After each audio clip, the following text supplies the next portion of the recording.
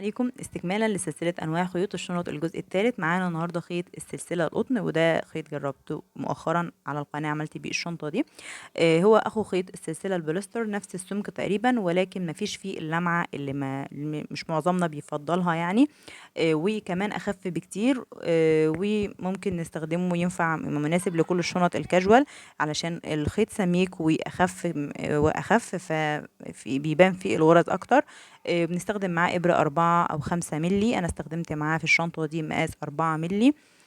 عيوبه بقى ان هو ممكن ساعات ما بيكونش نفس السمك، او دي تجربتي يعني، لسه مش قادرة احكم كويس. فعموما ابقوا خدوا بالكم، انا لما جيت اشتغل بقيت الفرق التاني، لقيت الجزء زي ما انتم شايفين كده، الجزء صغير والتاني بقى طلعت منها كبير، فاضطريت للاسف ان انا افك الشغل تاني وابدأ بافرز الخيط.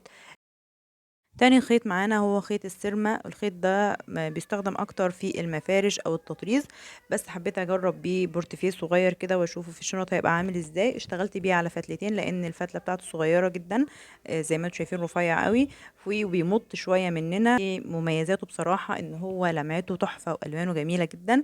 ممكن في عيب بسيط ان هو بينتش، فمحتاجين ان احنا نهوي ايدينا شويه واحنا بنشتغل. بس كده ده كان خيوط النهارده.